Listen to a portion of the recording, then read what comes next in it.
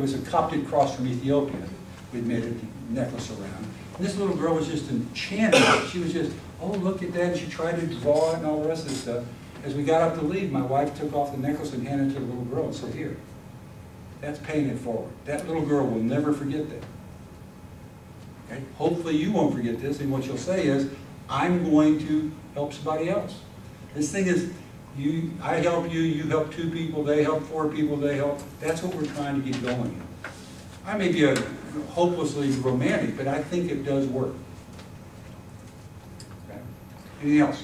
I have 2 questions. Sure, I only answer one. I think the first one good. I'll start with the second question. Okay.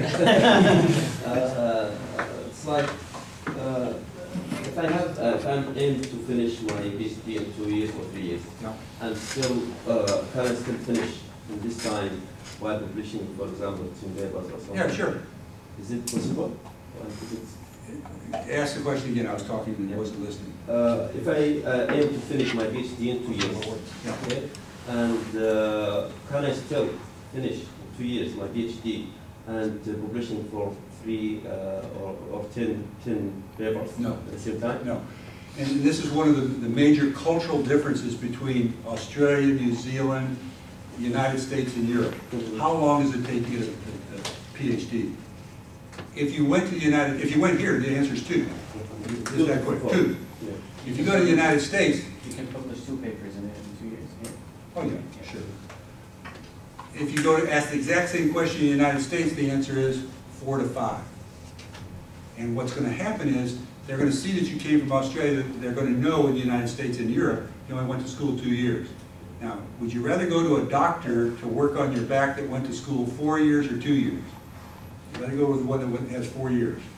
So you're working in a limitation there. The way you get around it is to say, I've got this business experience, I've got this other academic I'm learning, and oh, by the way, I've got 5 or 6 publications. Can you publish that much in a year? And again, I'm not a good example because I'm older than you are. This is publications for a year.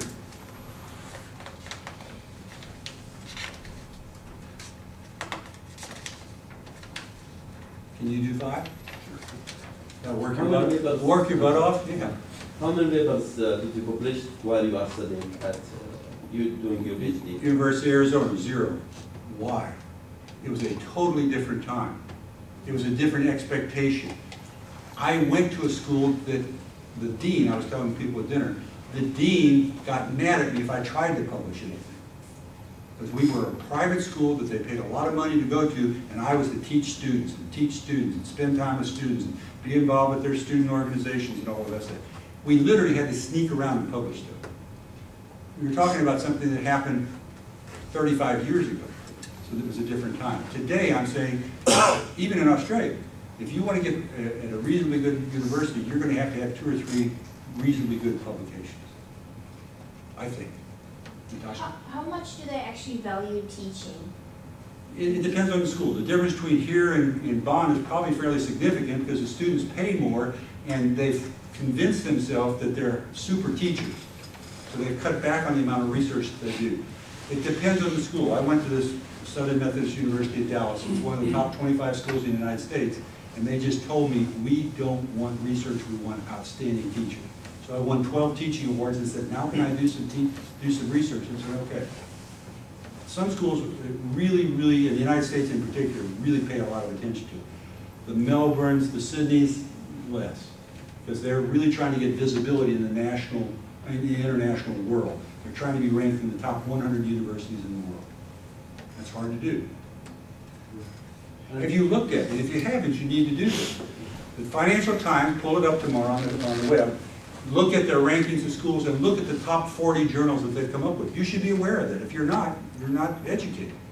You need to know what they think the best journals are, and then go to this and compare this to what they're looking at. Because if you're out there researching and you've got a really good paper, do I send it to one that's a B-ranked journal here, or do I send it to one of the Financial Times journals, which is an A+ journal?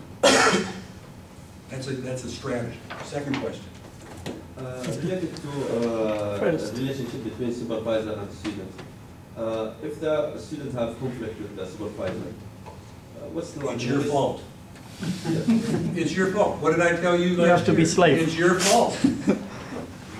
You are the servant.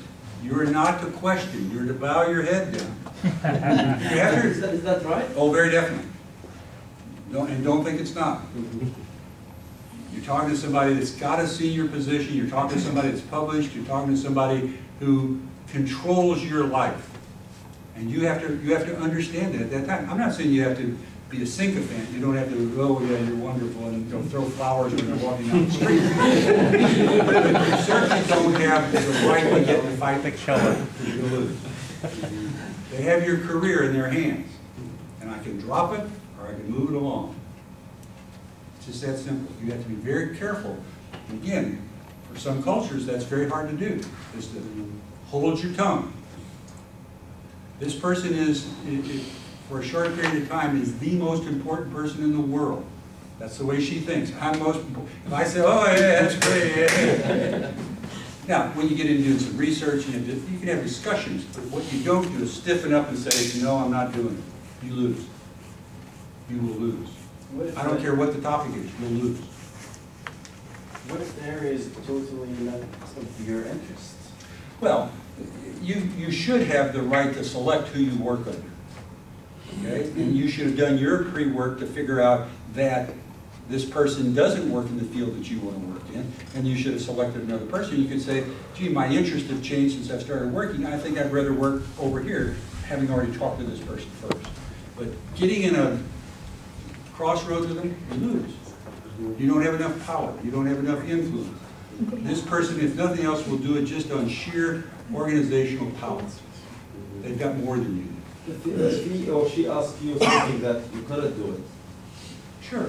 You can say, I'm just really studying for my prelims. I'm working on my dissertation. Can I take a pass on this one and do the next one? Sure, you can do that. And if they want to change, like they do a significant change in your research, and A horse to a camel?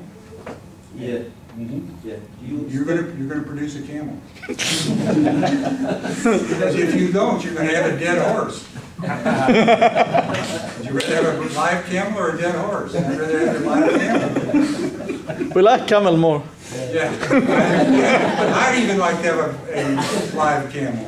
Do you know that Australia has the largest herd of camels in the world? Yeah, That's for that reason we are here. Pardon? For that reason we are here. Yeah, that's exactly right. You get a few, you go back home. I'm very serious though. You can't get in a, excuse my English, pissing match with your chairman. You just can't do it. You can't do it with any other person. You're here, and again, the way I explained it to Miriam and her counterparts, Natasha's not at our school, what you're going to do is you're going to enter the 14th century Catholic Church. We all walk around and we're reading Latin and we're making noises and we all wear these big cloaks and all the rest of that, and that's the law. That's learning. You've got to learn how to read Latin, just like I told you, not to challenge the church. And by taking on your dissertation chairman, you're challenging the Pope. Don't do that.